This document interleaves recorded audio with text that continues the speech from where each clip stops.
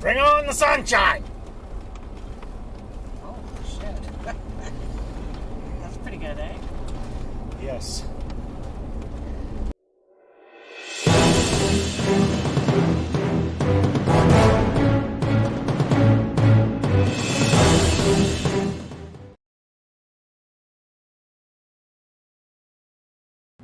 When I was just a kid, my dad had a work truck with a winch on it, four-wheel drive.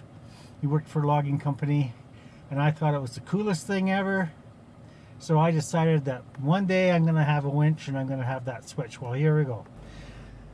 So this switch pod, this 8-pillar switch pod, I bought it from eBay, and it had switches in it that I took all the switches out. They were just LEDs with little squares in them that let you know when the device, whatever you had, was turned on, and then the light would illuminate. But I got these other ones where they have a backlight in them, so if I turn my park lights on,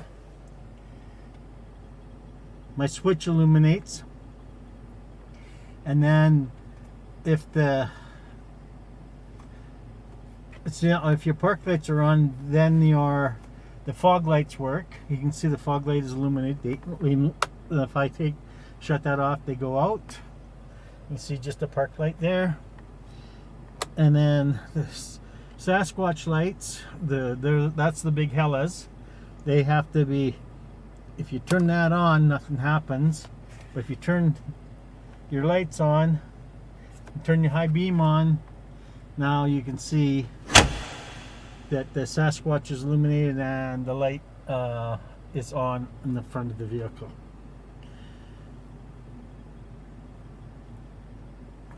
Shut the lights off, everything goes off.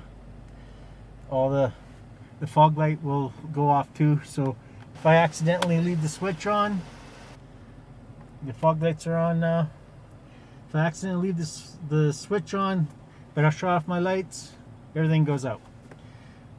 So I'll show you a picture of the pigtail I used to tie into the high beam circuit, because there's no high beam circuit in the fuse box. But I'll show you guys all that. And then the winch control, if you flip that up and turn that on, you get the little green LED down there.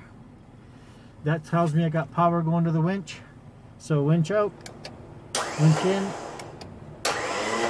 You can control the winch from inside the cab, and then as soon as you throw that down, that light goes out. There's no power going to the winch.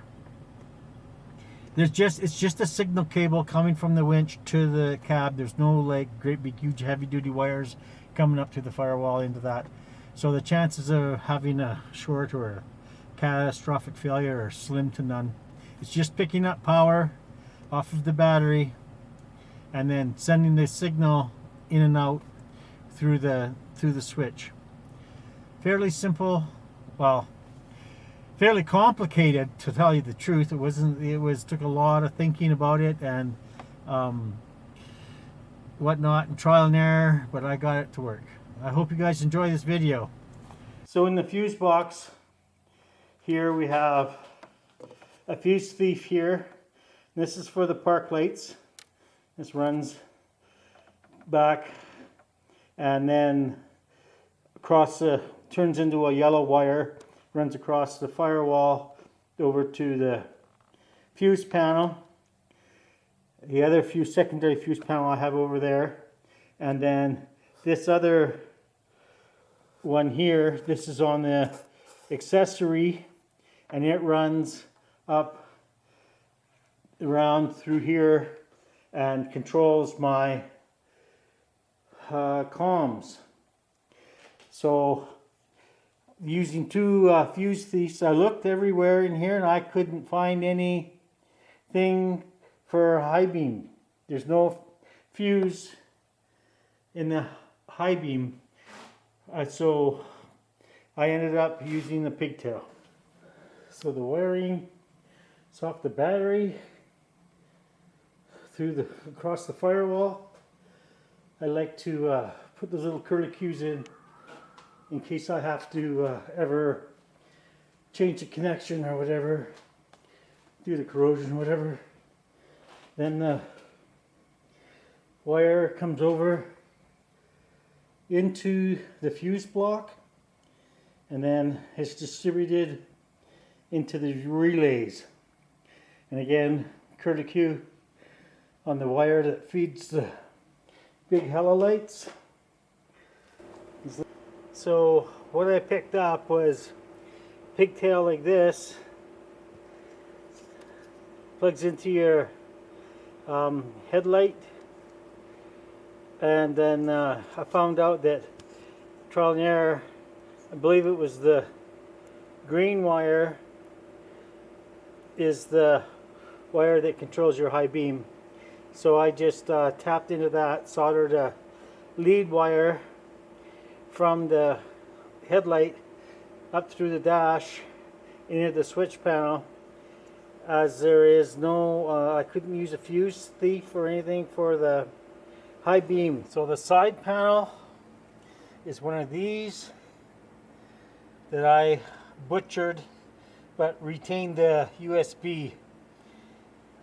So it's a 3-gang. So on the one on the A pillar, this part here is the voltmeter.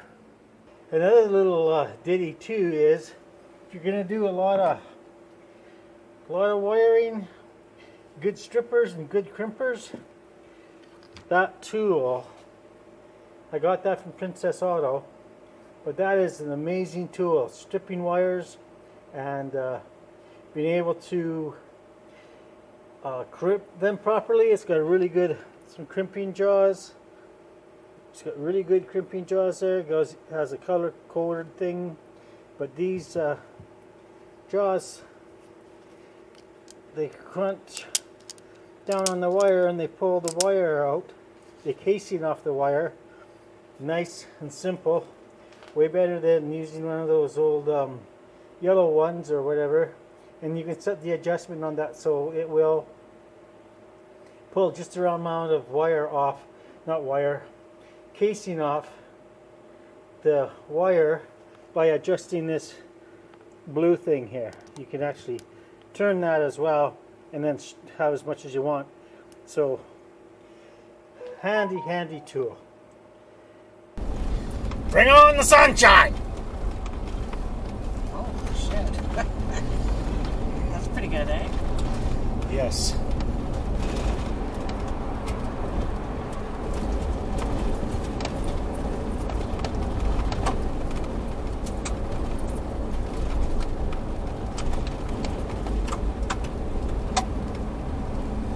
You can see the signs light up 2 kilometers away.